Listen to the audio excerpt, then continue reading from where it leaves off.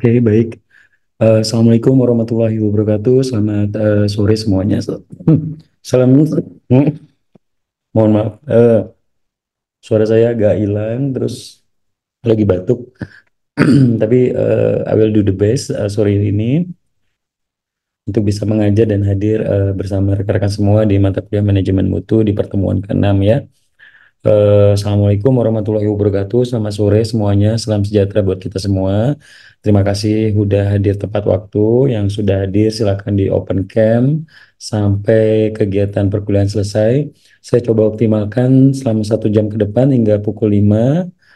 Kegiatan perkuliahan ini kita optimalkan sehingga kita bisa bersiap-siap bagi yang muslim untuk mencari takjil bukaan ya, sehingga bisa menyiapkan buka puasanya di sore hari ini.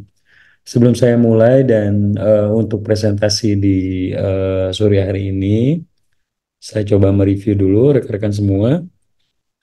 Jadi pertemuan ini adalah pertemuan ke-6 mata kuliah manajemen mutu. Jadi masih ada 2 pertemuan ke depan yang akan saya ampu sampai UTS. Dan setelah UTS, kegiatan perkuliahan akan dilanjutkan oleh dosen PJ yang lain. Dan harapannya 8 pertemuan ini rekan-rekan semua bisa menerima ilmu yang mungkin saya dapatkan di pengalaman praktisi saya.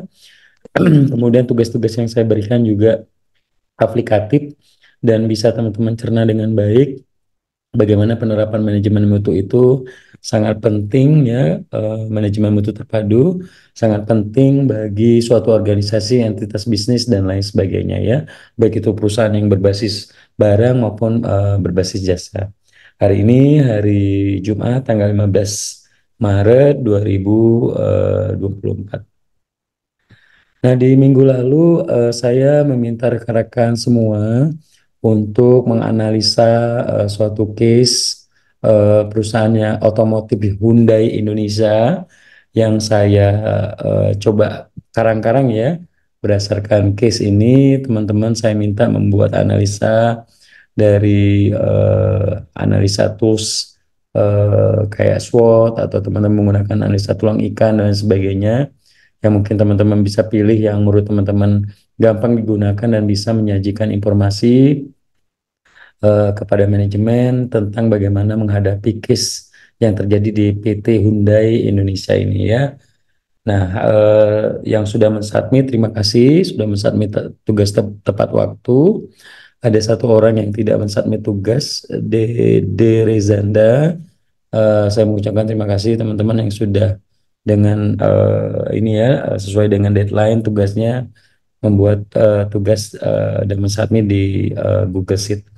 Oke, untuk sebelum masuk ke mata kuliah, saya memberikan waktu Andre Kurniawan 5 menit dan Sri Wayuni 5 menit untuk mengupdate tugas pertemuan ke-5 terkait analisa PT Hyundai Indonesia. Kepada Andre, Andre duluan ya.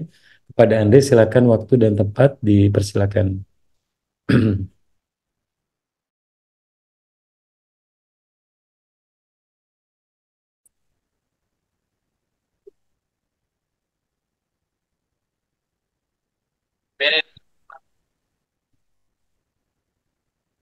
Silakan Andre, sudah kelihatan.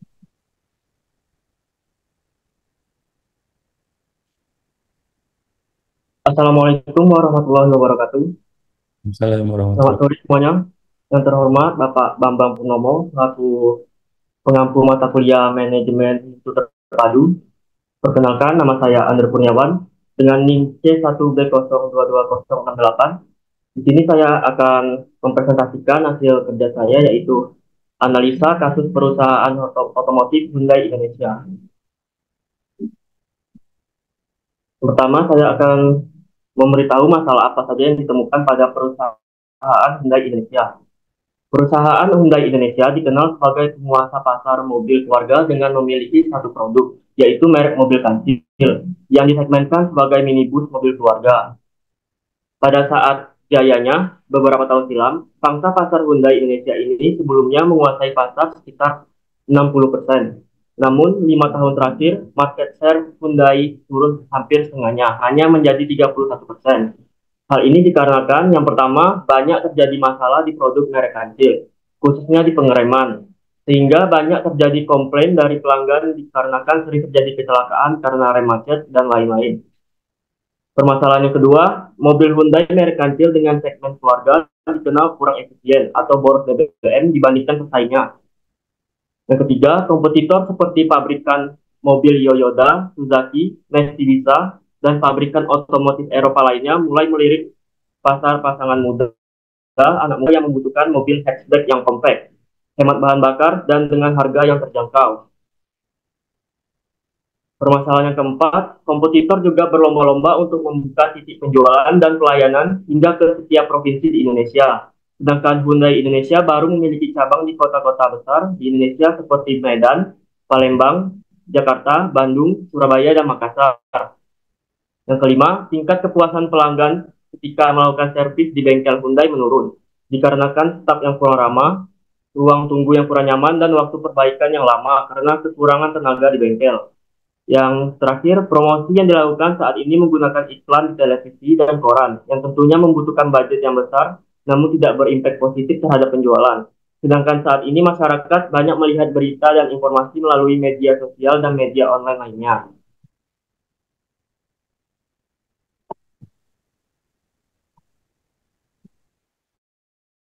Untuk ini saya menganalisis menggunakan analisis SWOT. Yang pertama ada kekuatan atau strength. Kekuatan pertama, perusahaan Hyundai sudah dikenal sebagai penguasa pasar mobil keluarga di Indonesia. Yang kedua, sudah memiliki cabang di kota-kota besar di Indonesia. Yang ketiga, sudah pernah menguasai pasar sekitar 60%. Yang selanjutnya ada kelemahan atau weakness. Kelemahan yang pertama, banyak terjadi masalah di produk merek kancil, khususnya di pengereman. Yang kedua, mobil Hyundai merek kancil dengan segmen keluarga dikenal kurang efisien atau boros BBM dibandingkan pesaingnya. Yang ketiga, tidak memiliki produk mobil hatchback seperti kompetitor lainnya. Yang keempat, Hyundai Indonesia baru memiliki cabang di kota-kota besar saja. Yang kelima, kepuasan servis di bengkel Hyundai menurun dikarenakan staf kurang ramah, ruang tunggu kurang nyaman, dan waktu perbaikan yang lama. Yang terakhir, promosi yang dilakukan saat ini hanya menggunakan di televisi dan koran.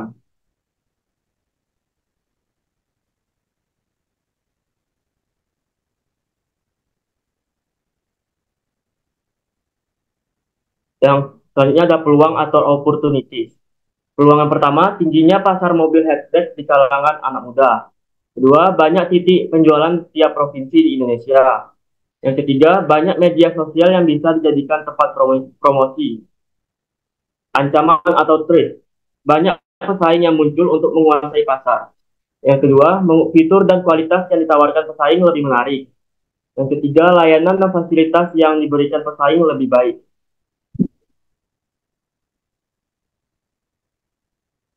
Berikut solusi yang dapat saya berikan untuk PT Hyundai Indonesia. Solusi yang pertama, dapat memperhatikan masalah yang ada pada produk dengan cara meningkatkan kualitas produk seperti memperbaiki permasalahan pengereman dan peningkatan efisien BBM. Yang kedua, mulai lirik pasar pasangan muda dan anak muda dengan cara mengembangkan serta memproduksi produk mobil hatchback yang kompak, hemat bahan bakar, dan dengan harga yang terjangkau. Yang ketiga, membuka titik penjualan dan pelayanan di setiap provinsi Indonesia agar tidak tertinggal dengan kompetitor lainnya.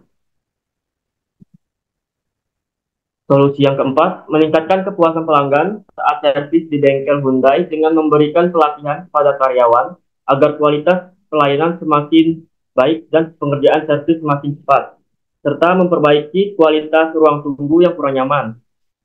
Yang kelima, melakukan pemasaran di banyak media sosial, serta meminta bantuan kepada para influencer terkenal untuk melakukan promosi agar menarik perhatian viewers untuk mulai melirik produk Hyundai Indonesia. Solusi yang terakhir, dapat melakukan riset pasar untuk memahami kebutuhan para konsumen, sehingga dapat melakukan pengembangan untuk menghasilkan produk baru yang sesuai dengan keinginan pelanggan. Baik, begitu saja presentasi yang dapat saya berikan. Bila ada materi yang kurang tepat, mungkin dapat dikoreksi oleh Bapak Bambang Purnomo. Sekian, terima kasih. Wassalamualaikum warahmatullahi wabarakatuh. Oke, baik. Terima kasih. Mohon di-unshare. Andre, mungkin di-unshare ya. Terima kasih udah presentasi untuk di sore hari ini dengan baik ya. Tadi saya lihat menggunakan SWOT analisis dan menawarkan beberapa solusi untuk terkait case yang dihadapi oleh PT Hyundai Indonesia. Selanjutnya yang terakhir rekan kita Sri Wayuni ya. Saya persilakan waktu 5 menit kepada Sri Wayuni untuk memberikan insight terkait case yang dihadapi ya. Silakan.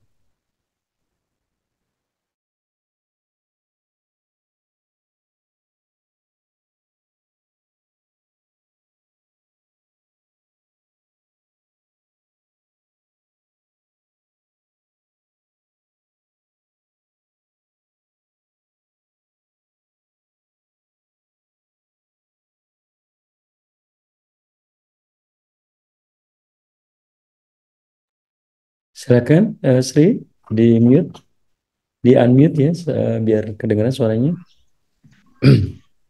Baik, Assalamualaikum warahmatullahi wabarakatuh. Salam. Selamat sore semuanya. Salam sejahtera bagi kita semua yang sama-sama kita hormati Bapak Bambang Purnomo SEM MM sebagai dosen pengampu mata kuliah manajemen mutu terpadu serta teman-teman kelas R005 yang saya banggakan. Adapun tujuan saya di sini adalah ingin menyampaikan hasil analisis PT Hyundai Indonesia.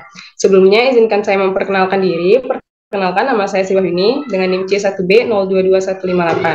Baik, untuk mempersingkat waktu, langsung saja ke pembahasan. Analisis kasus PT Hyundai Indonesia. Ada beberapa masalah yang dihadapi PT Hyundai Indonesia saat ini. Analisis ini menunjukkan penyebab penurunan penjualan mencapai 31%. Penyebab turunnya penjualan adalah karena kualitas yang menurun, banyaknya pesaing, buruknya pelayanan karyawan terhadap pelanggan, dan kurangnya kreativitas dalam penggunaan metode pasar. Berikut hasil identifikasi PT Hyundai Indonesia jika ditaruh pada diagram fishbone. Di sini ada mesin, letak permasalahannya itu pada pengereman, sering terjadi kecelakaan karena rem macet. Lalu kurang efisien karena boros BBM. Setelah itu ada man atau manusia, letak permasalahannya yaitu ada pada staf yang kurang ramah dan lamanya waktu perbaikan, dikarenakan kurangnya karyawan di bengkel. Lalu ada lingkungan, letak permasalahannya di sini adalah karena banyaknya pesaing, permintaan pasar yang dibutuhkan mobil hatchback yang compact, hemat bahan bakar, harga terjangkau. Lalu kurangnya titik penjualan karena PT Hyundai Indonesia hanya ada di beberapa kota besar saja. Lalu permasalahan selanjutnya ada metode. Letak permasalahannya itu kurangnya kreativitas dalam penggunaan media pemasaran. PT Hyundai Indonesia hanya menggunakan iklan TV dan koran. Berikut adalah beberapa solusi untuk permasalahan tadi. Solusi yang pertama yaitu mengenai permasalahan pada mesin. Ini bisa terjadi jika kualitas mesin yang dipilih buruk sehingga timbul masalah seperti boros BBM. Kita harus tahu apa yang menyebabkan boros. Apakah letak kesalahan pada kita karena kualitas mesin yang dipakai kurang tepat, atau penyebab boros BBM itu karena cara penggunaan mengemudi mobil menjadi faktor utama membuat konsumsi bahan bakar boros. Masalah lainnya yaitu rem macet. Yang sama-sama kita tahu ini adalah masalah utama yang harus diperbaiki karena berkaitan dengan nyawa seseorang. Oleh karena itu, kita harus memperbaiki mesin dengan kualitas yang terjamin. Namun ini juga bisa terjadi karena ketidaktahuan atau kelalaian karyawan saat proses pembuatan mobil tersebut. Oleh karena itu, sebaiknya adakan pelatihan dan pengembangan untuk karyawan agar dapat meningkatkan kualitas produk kita. Yang kedua yaitu mengenai lingkungan. Banyaknya pesaing seperti Yoyoda, Suzuki, dan Mestishiba yang dilirik pasar pasangan muda sekarang yaitu mobil hatchback yang compact, hemat bahan bakar, dan harga yang terjangkau. Jika kita bisa membaca peluang apa yang dibutuhkan oleh customer, kita dapat meningkatkan presentasi penjualan perusahaan kita. Oleh karena itu, kita balik lagi pada solusi yang pertama yaitu melakukan perbaikan dan meningkatkan kualitas. Setelah melakukan hal tersebut dan presentasi penjualan meningkat, kita bisa mulai membuka titik penjualan di beberapa daerah lagi dengan melakukan survei dan melihat kebutuhan pasar. Solusi selanjutnya yaitu untuk man, atau yang dimaksud di sini adalah manusia, yaitu karyawan di perusahaan. Tentu saja kepuasan pelanggan menjadi hal pertama yang harus dijaga. Karyawan yang kurang ramah dapat menyebabkan kepuasan pelanggan tidak terpenuhi. Hal tersebut menimbulkan citra yang buruk kepada perusahaan. Untuk mengatasi masalah tersebut, kita dapat melakukan pelatihan kepada karyawan bagaimana cara melayani pelanggan agar kepuasan pelanggan terpenuhi. Lalu kita bisa meminta kepada pelanggan untuk datang memberikan bintang kepada karyawan yang bertugas sebagai bentuk memberikan nilai terhadap karyawan. Perusahaan akan memberikan reward kepada karyawan dengan nilai atau bintang terbanyak dari pelanggan. Ini dilakukan setiap 1 bulan sekali agar dapat menciptakan motivasi kepada karyawan sehingga dapat meningkatkan kualitas karyawan dan menimbulkan loyalitas pelanggan. Hal ini sangat berdampak pada sebuah perusahaan. Selanjutnya yaitu solusi mengenai kurangnya kreativitas dalam penggunaan media pemasaran. Di era digital, pemasaran melalui media digital sangat penting untuk meningkatkan penjualan. Strategi digital marketing adalah serangkaian rencana pemasaran yang menggunakan media digital, seperti media sosial, Google, email untuk mempromosikan dan menjual produk. Pemasaran digital modern menggunakan teknologi untuk menganalisis kinerja kampanye pemasaran dan membantu mengambil keputusan bisnis di masa depan. Berikut adalah 5 strategi digital yang efektif untuk meningkatkan penjualan. Yang pertama, mengoptimalkan search engine optimization. Yang kedua, content marketing. Yang ketiga, menggunakan pay per click. Yang keempat, memanfaatkan sosial media marketing. Yang kelima, menggunakan email marketing. Baik, hanya itu yang dapat saya sampaikan. Apabila ada kesalahan dan kekurangan, saya mohon maaf. Saya akhiri. Wallahul muwaffiq ila aqwamit thoriq. Wassalamualaikum warahmatullahi wabarakatuh. Saya kembalikan kepada Bapak. Waalaikumsalam warahmatullahi wabarakatuh. Tolong di stop share, oke. Terima kasih. Bagus ya 2 presentasi sore hari ini. Saya senang untuk Sri dan Andre ya karena mempersiapkan dengan baik tanpa harus download materinya dulu, nunggu dulu Pak materinya belum di-download, jadi langsung share, kemudian menggunakan laptop presentasinya jadi jelas, kemudian full mukanya, kemudian materinya juga di prepare dengan baik, ada yang menggunakan fishbone, ada yang menggunakan SWOT analisis. Intinya dari hasil analisa yang rekan-rekan buat untuk memberikan solusi terhadap PT Hyundai Indonesia adalah bagaimana kita bisa tahu bagaimana kualitas produk itu nomor 1 untuk pelanggan, kualitas layanan itu nomor 1, sehingga teman-teman sudah mulai meresapi bahwa manajemen mutu terpadu itu sangat penting dalam operasi bisnis, baik itu produk ataupun jasa, sehingga perusahaan harus menjadi concern terkait produk dan layanan agar bisa bersaing dan tentunya harapannya bisa terus tumbuh ya.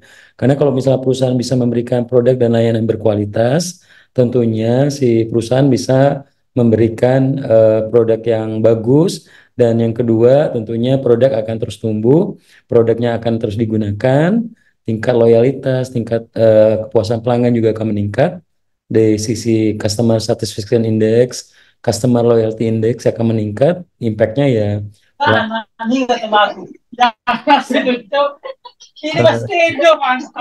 Nadia Zidani di mute ya. Kira-kira kan, mohon maaf.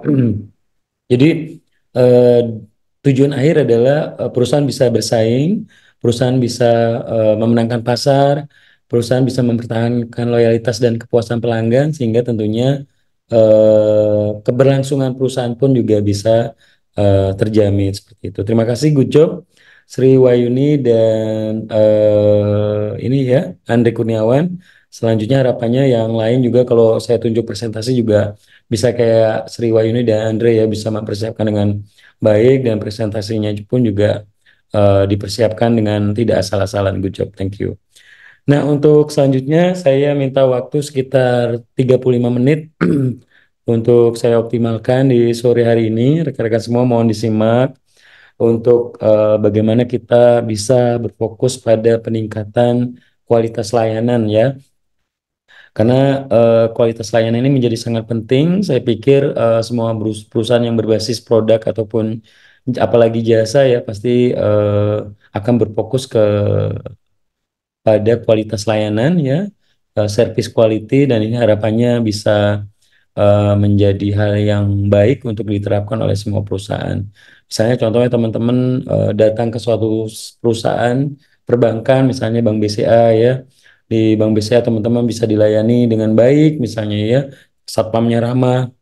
Kemudian teman-teman mau buka tabungan di perbankan B misalnya ya, tiba-tiba satpamnya nggak ramah misalnya ya, sistem antriannya kurang baik, nggak ada tempat duduk misalnya dan lain sebagainya. Dan ini tentunya bisa menjadi cerminan bagaimana kita bisa memperbaiki dari sisi quality ya. Jadi nanti pada saat teman-teman bekerja di satu perusahaan dan berhubungan dengan layanan dan quality, teman-teman bisa memberi masukan kepada tim production, tim pelayanan dan lain sebagainya untuk memberikan perbaikan-perbaikan agar pelanggan loyal terhadap bisnis atau perusahaan tersebut. Nah, untuk kualitas layanan ini saya pernah bergabung di HP Indonesia atau Hewlett Packard atau laptop merek HP dulu ya. Tahun 2007-2008 sempat bergabung di Total Customer Experience and Quality Division di Jakarta di kantor pusatnya di Mega Kuningan. Jadi saya melakukan bagaimana caranya pelanggan-pelanggan korporasi yang menggunakan produk-produk laptop merek HP ataupun printer merek HP dan solusi layanan dari HP itu bisa puas dengan layanan kita. Kalau ada kendala, ketidakpuasan, kita akan memperbaiki sehingga mereka bisa terus menggunakan produk kita dan kita bisa mendapatkan masukan bagaimana kita bisa memperbaiki produk dan layanan yang kita jual ke mereka seperti itu. Nah, mungkin sedekah pengalaman ini saya coba rangkum dan saya coba sajikan di sore hari ini. Jadi di sore hari ini lebih bagaimana kita melihat pelayanan seperti apa, bagaimana pentingnya pelayanan itu bagi suatu entitas bisnis, bagaimana pelayanan berkualitas itu berjalan ya, kemudian dimensi-dimensi kualitas pelayanan apa aja yang harus kita berikan kepada pelanggan. Kemudian gap yang terjadi atau kesenjangan yang terjadi di kualitas pelayanan itu seperti apa, sehingga perusahaan harus bisa memenuhi, sehingga gap itu bisa diperkecil, sehingga kita bisa memenuhi ekspektasi pelanggan terhadap pelayanan yang ingin didapatkan oleh si pelanggan tersebut. Misalnya Sri atau Andre tadi menggunakan handphone, smartphone Samsung misalnya ya, atau Oppo ya, ketika handphonenya rusak misalnya ya, kena air atau pecah layar LCD-nya, teman-teman bisa mendapatkan layanan yang terbaik dan cepat ya, misalnya 1 hari servis langsung bisa diperbaiki misalnya ya. Karena kan teman-teman pengen menggunakan handphonenya untuk komunikasi misalnya ya. Kemudian yang berikutnya adalah penyebab terjadinya kesenjangan kualitas pelayanan, apa aja yang terjadi sehingga terjadinya gap ini. Kemudian bagaimana kita melakukan survei kepuasan pelanggan. Kemudian yang terakhir adalah memperbaiki kualitas layanan ya, seperti itu. Nah, kalau definisi dari pelayanan sendiri atau servis sendiri adalah suatu kegiatan yang dilakukan oleh organisasi atau entitas bisnis atau perusahaan yang berbasis layanan ataupun produk ya untuk memberikan kepuasan kepada pelanggan atau nasabah. Intinya bagaimana customer satisfaction ini bisa kita berikan yang terbaik sehingga pelanggan itu puas. Kalau misalnya pelanggan concern terhadap kecepatan, berarti kita harus melayani dengan cepat.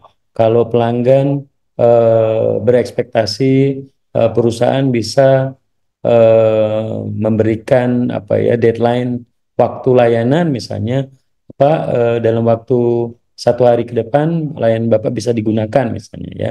Atau teman-teman menggunakan layanan internet misalnya ada gangguan langsung teman-teman telepon ke call center, kemudian teknisi langsung datang, langsung bisa memberikan layanan. Ini salah satu cara bagaimana perusahaan bisa terus improve, memperbaiki, ada masukan dari pelanggan, komplain, kritikan itu bisa diperbaiki sehingga pelanggan loyal dan tentunya market terus tumbuh.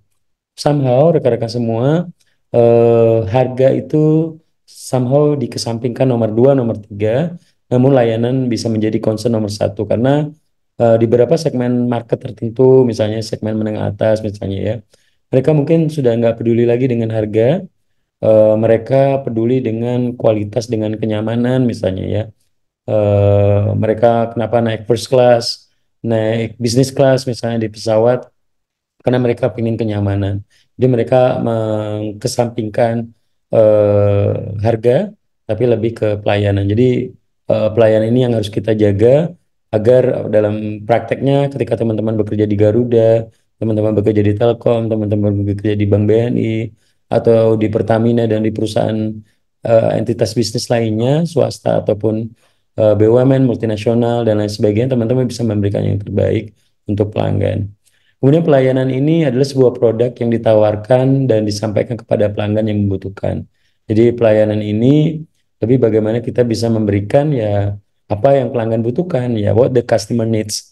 And then the third one is pelayanan tidak hanya terbatas sebagai produk jasa aja, tapi juga menyertai produk barang dalam penyampaiannya. Misalnya tadi ya, teman-teman melakukan servis atau datang ke suatu perbankan, pengen mendapatkan layanan deposito atau reksadana atau pengen menabung yang simple, teman-teman mendapatkan buku, dapat layanan, dapat ketemu dengan customer service, atau teman-teman dapat gelas minum, atau teman-teman diberikan layanan yang terbaik, dapat senyum dari satpam, waktunya cepat gitu ya, nggak ngantri. Misalnya itu adalah bagaimana produk dan jasa itu bisa diberikan kepada pelanggan dalam penyampaiannya dari sisi pelayanan itu sendiri. Kemudian pelayanan secara luas mencakup baik yang kelihatan, tangibles, maupun yang tidak kelihatan ya. Ya teman-teman ke perbankan ya, yang intangibles, apa yang teman-teman rasakan, misalnya AC-nya nyaman, tempatnya bersih, mewah, lampunya terang ya. Misalnya yang tangibles, misalnya ya teman-teman bisa merasakan kehadiran dari satpam, dari petugas frontline atau customer service dan lain sebagainya. Jadi pelayanan ini lebih luas, ada dari sisi tangibles ataupun dari sisi intangibles. Nah, kenapa penting dari sisi pelayanan itu bagi kita sebagai calon-calon pemimpin masa depan di suatu organisasi atau perusahaan?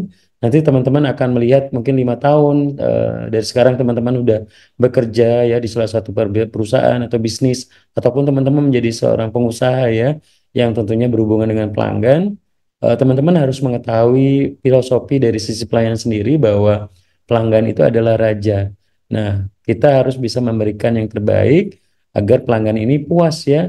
Jadi pentingnya pelanggan ini karena mereka memang memberikan uang ya kepada kita, membeli produk kita, sehingga operasional perusahaan pun bisa berjalan dengan produk yang laku dibeli oleh pelanggan. Sehingga pelanggan itu kita filosofikan sebagai raja, sehingga kita sebagai karyawan ataupun entitas bisnis harus bisa memberikan yang terbaik kepada pelanggan. Yang kedua, kesempatan pertama yaitu suatu pengalaman pertama seorang pembeli pada saat mendatangi tempat kita. Jadi ketika kita datang ke suatu kantor layanan, wah enak banget ya, kantor layanannya nyaman, luas, parkirnya bersih, CSS-nya ramah misalnya. Coba teman-teman datang ke suatu layanan, di situ CS-nya apa namanya cuek misalnya ya, nggak ramah, pasti teman-teman dongkol gitu ya. Jadi bagaimana pentingnya pelayanan ini, baik itu pelanggan yang sudah sering datang ke kantor kita, ke kantor layanan kita, atau pelanggan yang memang bisa dikatakan baru pertama, kita harus memberikan pelayanan yang terbaik. Mau segmen atas ataupun segmen bawah, kita harus memberikan pelayanan yang terbaik. Somehow di beberapa, kayak misalnya di perbankan, ada namanya BNI moral misalnya ya, BNI prioritas, BCA prioritas misalnya ya, di mana segmen-segmen pelanggan yang memang mereka menabung di atas 5M misalnya ya, mereka mendapatkan pelayanan personal assistant sehingga mereka nggak perlu ngantri dan lain sebagainya. Jadi ini memberikan impresi kepada mereka bahwa layanan di sini sangat bagus, sangat baik misalnya. Kemudian selanjutnya yang ketiga, pengalaman pertama ini biasanya sangat berpengaruh bagi keputusan seorang untuk membeli, untuk mau atau tidak datang kembali membeli produk kita ya. Jadi misalnya teman-teman datang ke store tokonya Oppo, ke tokonya Samsung atau ke iBox, iPhone ya. Teman-teman lihat gimana layanan mereka. Ah, saya jadinya beli iPhone aja lah karena produknya bagus. Kemudian yang belum di unmute ya. Orang-orang diabetes Nadia, Nadia tolong di mute ya. Ini biar tidak mengganggu yang lain ya. Oke, kemudian selanjutnya rekan-rekan semua, impresi awal ini tentunya bisa mempengaruhi orang mengambil keputusan untuk membeli produk ke kita atau tidak. sehingga menjadi penting untuk kita semua bisa memberikan impresi yang terbaik. Makanya di garda depan pelayanan itu sangat penting bagi suatu organisasi karena ini bisa membuat pelanggan itu menentukan keputusan membeli produk atau tidak seperti itu. Kadang kan ada kan kita pengen beli motor Yamaha atau Honda, kita nanya sama petugasnya. Kalau petugasnya ramah kita langsung antusias gitu ya. Tapi kalau ketika teman-teman nanti menjadi petugas sales atau petugas customer service, teman-teman nggak ramah ya misalnya ya, itu nanti impactnya ya pelanggan bisa nggak jadi membeli produk kita. Misalnya teman-teman bekerja di Mazda atau di Honda atau di Toyota mobil misalnya ya, mau menjual mobil, menawarkan kan kita harus ramah ya. Kalau misalnya pelanggan kita nggak ramah ya pelanggan bisa aja pindah ke kompetitor seperti itu. Kemudian pemberian kesan dan pengalaman pertama ini sangat penting untuk diperhatikan karena ini bisa berimpact pada keputusan membeli si pelanggan tersebut.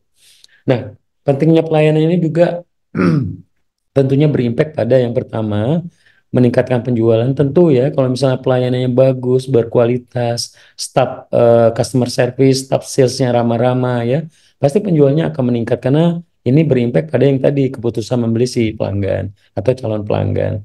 Kemudian juga menghemat uang pemasaran ya. Karena kalau misalnya pelanggan itu puas dengan layanan kita, di dalam marketing itu ada namanya mouth to mouth. Jadi pemasaran dari mulut ke mulut, MOM marketing ya. Jadi misalnya kalian misalnya teman-teman di sini puas ya, misalnya Andre tadi, wah puas nih pakai IndiHome. Ketika teman-teman yang lain ada misalnya datang, kamu di rumah pakai WiFi apa? Pakai WiFi IndiHome aja. Pelayanannya bagus. Saya kalau ada kendala nelpon ke 188, 3 jam kemudian teknisi datang gitu ya. Jadi pemasaran dari mulut ke mulut, dari pelanggan ke pelanggan, dari keluarga ke anggota keluarga lainnya itu sangat efektif ya, karena mereka akan lebih percaya dibandingkan ketika teman-teman mempromosikan di media yang lain atau teman-teman menjelaskan produk ya, karena mereka sudah kenal baik dengan anggota keluarga atau dengan temannya. Jadi ini sangat menghemat untuk promosi atau uang pemasaran bagi perusahaan. Kemudian melakukan repeat order atau menyebabkan bisnis transaksi berulang. Artinya ketika pelanggan itu puas dengan memproduk dan layanan kita, misalnya ya, misalnya nih si Sri tadi ya, Sri Wayuni misalnya, wah enak banget nih pakai Oppo, harganya lebih terjangkau, kameranya bagus ya, kamera selfie depannya bagus, buat mau buat video TikTok nyaman karena kualitasnya bagus. Tahun depan kalau mau upgrade saya pakai Oppo lagi ya misalnya gitu ya. Jadi menyebabkan transaksi berulang ya. Jadi ketika pelanggan itu puas mereka akan membeli lagi gitu ya. Tapi kalau misalnya layanannya buruk, CS-nya jutek ya, males lah pindah ke layanan lain seperti itu ya. Apalagi persaingan semakin ketat. Eh, para pesaing berlomba-lomba untuk memberikan layanan yang terbaik. Nah, impact-nya pasti berdampak pada ya pelanggan itu memutuskan untuk memberi produk yang mana gitu, yang tentunya memberikan layanan yang terbaik bagi mereka. Kemudian yang keempat ada memperkuat brand perusahaan, artinya ketika brand image suatu layanan itu bagus, misalnya ya, oh kenapa orang pakai BMW, pakai Mercedes-Benz? Karena produknya berkualitas, produk Europe, ya, pada produk Eropa. Kenapa iPhone bagus atau produk Apple bagus? Karena produknya berkualitas secara usernya, ini apa, user interface-nya sangat nyaman digunakan, sehingga image perusahaan pun juga meningkat gitu ya. Kemudian menghilangkan hambatan tertentu misalnya ya. Jadi gangguan-gangguan, hambatan-hambatan pelanggan itu bisa kita hilangkan sehingga ya tentunya pelayanan ini bisa memberikan yang terbaik bagi perusahaan ya, misal seperti itu. Kemudian bagaimana pelayanan berkualitas itu bekerja atau works? Yang pertama adalah pihak yang paling berkompeten dalam menentukan seberapa tingginya kualitas pelayanan itu adalah pemakai jasa pelayanan itu sendiri ya. Jadi ketika kita menggunakan jasa suatu layanan, kita bisa menilai produk ini bagus atau tidak, misalnya seperti itu ya.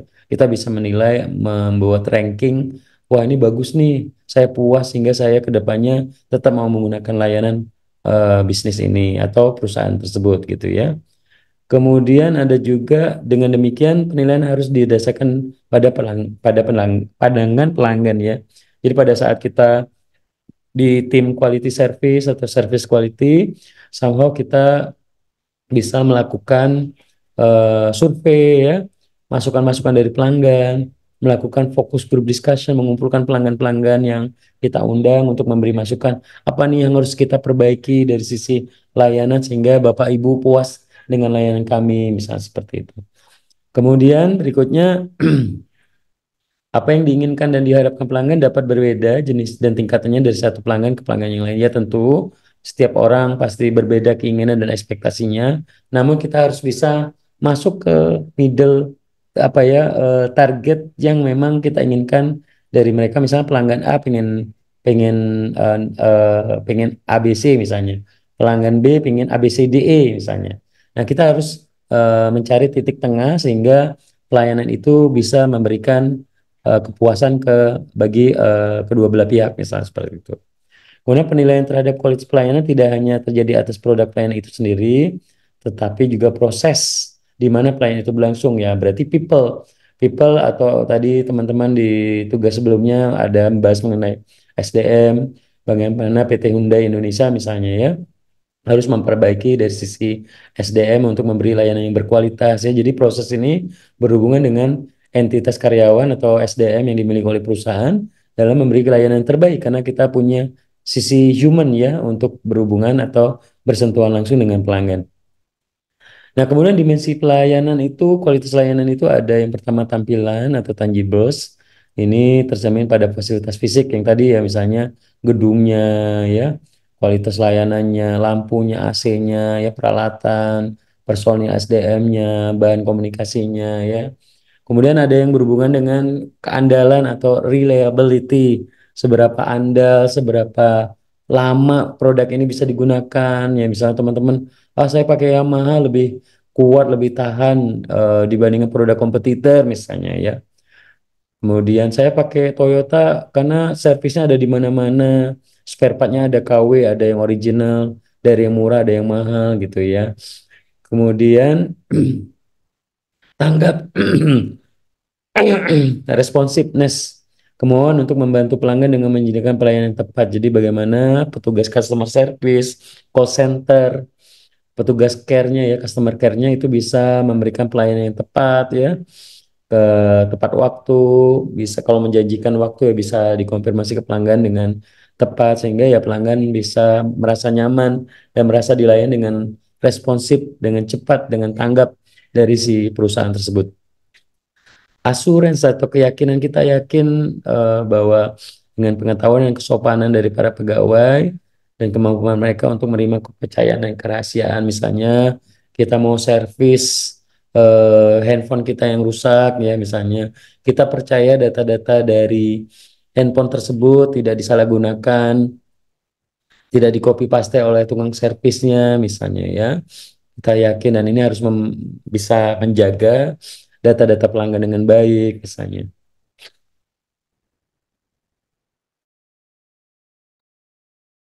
Kemudian ada juga empati ya. Empati ini perhatian individu dari si pemberi layanan ya perusahaan kepada para pelanggannya. Bagaimana kita bisa memberikan layanan yang terbaik. Ada rasa empati ya, mendengarkan masukan dari pelanggan. Jangan pelanggan komplain marah-marah, kita ikut juga marah-marah ya. Kita dengarkan, kita minta maaf, kita berempati. Mohon maaf Ibu, Bapak atas eh, mohon maaf atas ketidaknyamanannya terhadap layanan kami. Kami akan segera memperbaiki sehingga Bapak dan Ibu bisa menikmati layanan kami ya, seperti itu. Nah, kebetulan saya di kantor juga menghandle sosial media, jadi tim saya ada yang menghandle sosial media, ada masukan-masukan dari pelanggan itu kita terima, kita tampung ya. Kita dengarkan masukannya, kita sampaikan ke tim terkait sehingga kita bisa memberikan masukan. Jadi bahasanya pun kita harus bisa menggunakan bahasa yang baik. Jangan pula ketika pelanggan memberikan masukan, kita kata-katanya juga kurang baik ya, sehingga pelanggan tersinggung dan impactnya ya pelanggan kurang puas dengan layanan kita. Jadi pemilihan kata, diksi itu juga kita perhatikan seperti tim di call center misalnya ya, ada pelanggan nelpon, biasanya mereka punya standar SOP menyebutkan dengan Bapak siapa gitu ya, apa masukan dan keluhannya Pak gitu ya. Jadi ada SOP yang memang harus dijalankan sehingga empati layanan itu bisa diberikan dengan yang terbaik kepada pelanggan tersebut. Kemudian kesenjangan yang terjadi di dalam suatu pelayanan adalah yang pertama bisa saja gap pelayanan terjadi itu karena kesenjangan antara harapan pelanggan dengan perspektif manajemen. Jadi pelanggan pengennya apa, pelanggan pengennya X, Y, Z, si manajemen memberikan A, B, C. Jadi manajemen harus membuat yang tadi survei pelanggan, membuat fokus group discussion ataupun media-media survei yang lainnya sehingga si manajemen tahu oh ternyata pelanggan ini pengennya A, B, C bukan X, Y, Z gitu ya. Kemudian kesenjangan yang kedua adalah kesenjangan antara persepsi manajemen dengan spesifikasi standar kualitas layanan. SOP layanan, standar layanan itu berbeda. Jadi kita makanya tadi masukan-masukan dari pelanggan itu kita tampung untuk kita bisa berikan perbaikan ke depannya gitu ya. Gap yang berikutnya adalah kesenjangan antara spesifikasi kualitas pelayanan dengan pelayanan dihantarkan atau yang diberikan. Yang keempat, gapnya antara penyampaian pelayanan dengan komunikasi eksternal ya. Kemudian yang kelima, kesenjangan antara harapan dan persepsi pelanggan dengan kualitas layanan yang diberikan ya. Jadi intinya dari persepsi pelanggan, harapan pelanggan, keinginan pelanggan itu bisa diakomodir ya. Jadi kita harus melakukan improvements terus menerus sehingga produk yang kita berikan, produk atau jasa yang kita jual itu bisa memenuhi ekspektasi pelanggan ya. Oh misalnya saya pengen layanan IndiHome yang gamers. Oh, teman-teman berarti bisa milih paket yang 100 Mbps, kemudian bisa main game Mobile Legends atau Free Fire, atau game-game lain berat lainnya, Valorant dan lain sebagainya yang berat ya. Tapi tetap bisa terkoneksi dengan kecepatan yang besar misalnya ya. Jadi kita harus bisa memberikan layanan yang terbaik ke mereka. Kemudian kalau ada gangguan, kita harus berapa jam bisa solve gitu misalnya ya. Jadi ini yang menjadi poin penting agar bisnis terus tumbuh dan berkembang. Kita harus berfokus pada peningkatan kualitas pelayanan. Kemudian adalah juga penyebab terjadinya kesenjangan kualitas layanan itu karena manajemen tidak mengetahui dengan baik harapan pelanggan. Nah, mungkin manajemen nggak mau mendengarkan pelanggan, manajemen tidak mau menerima kritikan dari pelanggan. Ya, saya pernah lihat ada Instagramnya salah satu perusahaan gitu ya, mereka mengunci komentar gitu ya. Harusnya komentar-komentarnya ya dipersilakan aja, kita dengar, kita menjadi masukan untuk kita untuk bisa diperbaiki seperti itu. Oke, selanjutnya sebentar ya saya ini dulu.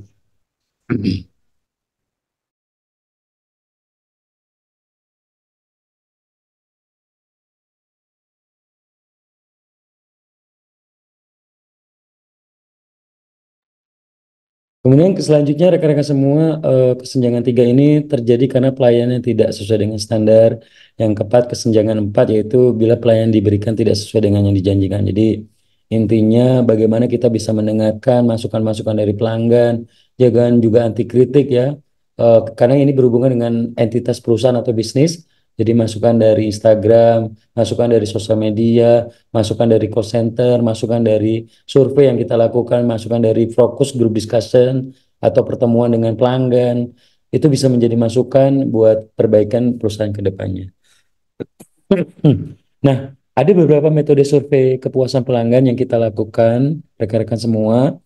Yang pertama, sistem keluhan atau saran atau komplain dan suggestion system. Mungkin teman-teman pernah lihat ya, ketika masuk ke suatu restoran atau ke entitas bisnis atau perusahaan atau organisasi, teman-teman, Pak, ini ada survei kepuasan pelanggan. Atau Pak, ini ada kotak saran, mungkin Bapak bisa memberikan saran gitu ya. Contohnya di bisnis saya yang saya jalani ya, saya ada restoran di Bengkulu ya. Saya buat kotak saran, jadi kalau ada pelanggan yang komplain bisa memberikan masukan di sana atau pelanggan-pelanggan yang komplain di sosial media, saya akan langsung tanggapi dan saya berikan perbaikan kepada semua tim sehingga bisa lebih improve ya. Mungkin ada beberapa kayak penerbangan dan bisnis yang lain juga sama ya. Kayak di Telkomsel juga kita ketika pelanggan datang ke kantor layanan kita, setelah itu biasanya ada survei lewat SMS. Jadi pelanggan akan mendapatkan tawaran untuk memberikan skor layanan kita, seberapa puas dengan layanan kita dari angka 1 sampai angka 5 misalnya ya. Kemudian survei kepuasan pelanggan, customer satisfaction survey, ini digunakan untuk bisa mengukur bagaimana pelanggan itu eh, bisa puas dengan layanan yang kita berikan. Kemudian go shopping, ini sering juga dilakukan nih ya. Jadi kita meminta pihak ketiga orang lain pura-pura seperti pelanggan datang ke kantor layanan ya. Kemudian pengen tahu gimana layanan yang diberikan tersebut. Jadi go shopping ini sering dilakukan termasuk di Telkomsel sendiri, di perusahaan-perusahaan perbankan dan lain sebagainya, agar kita bisa mengetahui gimana nih layanan CS ini, bagus atau enggak gitu ya, pura-pura menjadi pelanggan potensial. Kemudian yang keempat adalah lost custom analysis, menghubungi kembali pelanggan yang berhenti membeli atau lari ke masuk lain. Jadi kita bisa menghubungi pelanggan-pelanggan, Pak, kenapa Bapak kok berhenti langganan layanan IndiHome? Ada kendala apa masukannya gitu ya. Jadi kita bisa mendapatkan banyak insight dan masukan. Saya yakin semua entitas bisnis itu nggak sempurna, tapi bagaimana kita bisa terus menerus melakukan perbaikan sehingga pelanggan itu lebih puas, lebih nyaman dengan layanan yang kita jual gitu ya. Kemudian memperbaiki kualitas pelayanan. Jadi melayani dengan sepenuh hati ini ya, kayak slogannya Bang Berry, bagaimana kita bisa melayani dengan sepenuh hati. Jadi pelayanan yang baik pada akhirnya akan mampu memberikan kepuasan kepada pelanggan. Jadi faktor utama yang berpengaruh adalah sumber daya manusianya, SDM-nya. Yang ketiga, pembekalan sangat diperlukan dalam pendidikan dan pelatihan karyawan. Sebelum karyawan itu masuk bekerja di tim pelayanan, mereka harus diberikan pelatihan, bagaimana cara bersenyum, cara menyapa pelanggan. Selamat siang Bapak, ada yang bisa dibantu? Saya dengan Sri. Aduh, mohon maaf ya. Suara saya hilang, batuk ya, saya minta maaf, tapi saya berusaha untuk bisa hadir kelas sore ini untuk memberikan ilmu di sore hari ini. Kemudian yang terakhir, memperbaiki dimensi pelayanan, apa yang misalnya yang, wah kantor layanannya kurang bagus, lampunya kurang terang, AC-nya rusak panas misalnya ya, sofanya kurang empuk misalnya ya, ini harus kita layani.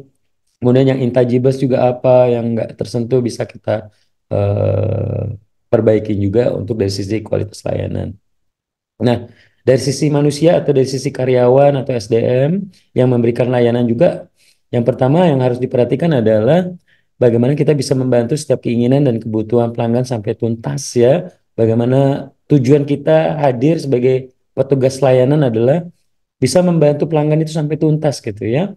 Kemudian yang kedua selalu memberikan perhatian terhadap permasalahan yang dihadapi pelanggan, bagaimana case-case yang dihadapi pelanggan itu bisa disolusikan, sopan dan ramah ya, ini yang terpenting ya. Selamat siang Bapak Ibu, saya dengan Sri dari Bank BNI Jambi, ada yang bisa saya bantu? Oh, jadi pelanggan kita dengarkan ya. Walaupun pelanggan marah, emosi, kita harus mendengarkan dengan baik ya. Kita bisa memberikan layanan yang terbaik ke mereka.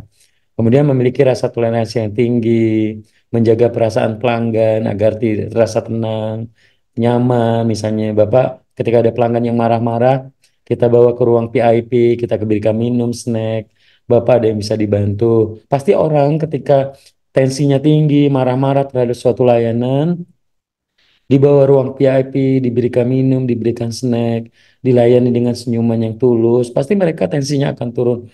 Oh iya ini, jadi dari marah tinggi ke ruang VIP jadinya, oh iya gini, ini layanan kalian nih kayak gini nih. Jadi turun gitu loh. Ketika tensinya udah turun, emosinya udah turun, kita bisa memberikan masukan, bisa memperbaiki layanan sehingga mereka akan puas ya. Somehow pelanggan yang seperti ini yang saya sering sekali menemui beberapa pelanggan yang temperamen, yang emosi ya. Ketika kita hadapi dengan baik, mereka bahkan menjadi yang mempromosikan kita ya. Wah, saya mau pakai layanan kartu halo sangat bagus banget nih. Mereka walaupun saya sempat datang komplain tapi saya dilayani dengan baik misalnya gitu ya. Jadi kita benar-benar harus melihat bagaimana bisa memahami pelanggan, permasalahan. Kita harus bisa sebagai SDM perusahaan, kita harus memposisikan kita di posisi pelanggan gitu ya. Kalau saya jadi pelanggan, berarti saya harus bisa memenuhi ekspektasi dia gitu ya. Kita sudah bayar mahal-mahal, masa kita nggak bisa menggunakan gitu. Jadi perspektif ini yang harus dimiliki oleh karyawan. Mungkin hampir 18 tahun saya bekerja di dunia pelanggan ya, ketemu dengan pelanggan, dengan penjualan, dengan promosi dan tim sales ya. Yang saya simpulkan adalah kita harus memposisikan diri sebagai pelanggan ya. Jadi kita bisa memberikan layanan terbaik bagi mereka ya. Kemudian contohnya ini ya Bank BCA misalnya ya, kenapa Bank BCA ini bisa menjadi salah satu bank terbesar di Indonesia, walaupun dia bank swasta ya, private banking, tapi mereka bisa mengalahkan perbankan-perbankan BUMN lainnya ya. Garuda Indonesia misalnya ya, kenapa saya selalu nyaman menggunakan Garuda ya? Kalau saya bandingkan dengan beberapa maskapai luar yang memang full service ya, saya selalu nyaman menggunakan Garuda karena mungkin dari sisi layanan, dari sisi pramugari-pramugaranya, ya makanannya cocok ya. Kemudian ya merasa nyaman gitu ya. Saya pernah menggunakan Etihad ya full service ya, saya pikir Garuda lebih oke ya. Apalagi kenapa penerbangan jauh misalnya ya, penerbangan sampai sekitar 10 jam, 8 jam ya. Saya merasakan ya kenyamanan ya, apalagi bawa anak diprioritaskan. Bapak bawa anak kecil, silakan masuk ke pesawat duluan untuk boarding gitu ya. Pelayanan-pelayanan kecil ini kemudian ada dikasih mainan untuk anak misalnya, itu jadi hal yang menyentuh buat saya sehingga nyaman gitu ya. Sama orang akan rela untuk membayar lebih untuk mendapatkan suatu kenyamanan seperti itu. Oke, 5 menit sebelum saya tutup, mohon maaf batuknya makin jadi. Untuk tugas minggu depan, tugas ke-6, teman-teman saya bagi kelompok ya. Jadi saya bagi kelompok, teman-teman silakan bekerja sama dengan kelompok. Jadi teman-teman saya minta rekan-rekan semua anggota kelas membuat Google Form survei. Teman-teman bisa cari di internet bagaimana membuat Google Form survei. Kemudian dari Google Form survei itu kan nanti ada linknya disebar ke rekan-rekan, misalnya 5 orang satu kelompok, satu orang bertanggung jawab ke 10 temennya ya. Kemudian jawab 50 responden, cari 50 responden. Kemudian saya akan berikan contoh form surveinya. Nanti teman-teman bisa modifikasi, bisa tambah pertanyaan atau dimodifikasi silakan. Parameter atau aspek surveinya yang mau disurvei silakan. Setelah dilakukan survei, teman-teman nanti sajikan hasil surveinya dalam bentuk PowerPoint dan dibuat dalam bentuk video di YouTube, dan di linknya disubmit minggu depan di hari Kamis tanggal 21 Maret 2024 jam 5 sore kayak biasa. Cantumkan NIM anggota kelompok, mata kuliah, kampus, asal fakultas, dan dosen pengajar. Kemudian 4 kelompok yang beruntung akan berkesempatan presentasi minggu depan. Nah, ini kelompok yang beruntung ya. Jadi tugas kelompok surveinya ini contohnya, siapa nama Anda, berapa umurnya. Jadi nanti teman-teman sajikan dalam bentuk PowerPoint ya. Kemudian teman-teman bisa menyajikan misalnya nih yang meneliti survei mengenai smartphone. Berapa dari 50 orang yang menggunakan smartphone itu yang menggunakan iPhone berapa, Samsung berapa, Oppo berapa, Vivo berapa misalnya. Atau yang menggunakan sepeda motor yang memakai Honda berapa, yang pakai Yamaha berapa, Kawasaki berapa, menggunakan Suzuki berapa misalnya. Atau yang pakai jam misalnya, siapa yang pakai Casio, siapa yang pakai Alexander Christie, siapa yang pakai produk apa gitu misalnya. Laptop, siapa yang pakai Samsung, siapa yang pakai Toshiba, Acer, Asus, Apple, dan lain sebagainya ya. Nah, yang presentasi minggu depan yang beruntung adalah kelompok 1, Siti Hasnul, Cindy Sumarsi Rido, kelompok berikutnya kelompok 4, kelompok 5, dan kelompok 6. Jadi ya 4 kelompok ini yang presentasi, tapi yang sisanya tetap membuat dan membuat dan video dan penjelasan hasil surveinya ya, seperti biasa di YouTube. Setelah ini nanti materinya saya share, dan juga Google Form survei contoh Word contoh surveinya saya bagikan. Jadi teman-teman bisa modifikasi, dibuat aja di Google Form survei, teman-teman cari, gampang banget. Dan ini juga bisa membantu teman-teman pada saat nanti nulis skripsi, teman-teman bisa menggunakan Google Form Survey. Kemarin minggu lalu saya ketemu mahasiswa yang magang di Telkomsel, kemudian dia membuat survei, saya arahkan untuk saat ini orang digital ya, orang sudah males ngisi pakai kertas surveinya, jadi sudah pakai handphone, di share di WA group misalnya, ya, di WA group sekolah dan lain sebagainya, kampus, RT, keluarga misalnya, ya. Tolong isi, saya ada tugas nih. Teman-teman bisa dapat survei gitu ya. Minimal 50, tapi kalau misalnya Pak, ini anggota kelompok kami pada rajin nih, dapat 100 responden boleh. Semakin banyak semakin bagus, nanti saya kasih nilai plus buat anggota kelompoknya ya. Kemudian yang terakhir, kalau anggota kelompoknya nggak mau kerja, nggak mau buat tugas, jangan dimasukkan namanya ya di eh, kelas lain yang nggak mau buat tugas, saya kasih note dan dia nggak buat tugas ya. Jadi ada juga nih yang biasanya yang tugas kelompok ini yang ngerjain 2 orang, yang tiganya leha-leha gitu ya. Nah, jadi saya nggak mau semua anggota kelompok mukanya di video hasil presentasi harus muncul. Kalau nggak muncul berarti nggak ada, nggak ngerjain tugas gitu ya. Jadi harus kompak karena ini berhubungan dengan working team atau atau kerjasama tim. Ada yang mau ditanya terkait tugas sebelum absen? Tugas kelompoknya ada yang mau ditanya? Silakan. Kalau nggak ada, saya absen. Minta waktu 3 menit untuk absen sore hari ini ya. Oke, absen yang pertama ini hari ini tanggal 15 Maret ya. Oke, Siti Husnul ada? Hadir, Pak. Hadir. Cindy Dwi, Hadir, Pak. Sumarsi, Hadir, Pak. Rido, Hadir, Pak. Silvi Hermandasari, Pak. Merinda, Hadir, Pak. kemudian Lala, Hadir, Pak. Hermiani, Hadir, Pak. Razilun, Hadir, Pak. Farhan, Hadir, Farhan ada, hadir, Pak. Dwi, Hadir, Pak. Dwi ada, oke, terus Rizko ada, Rizko, Hadir, Pak. Viko, Hadir, Pak. Andre, Hadir, Pak. Alvin,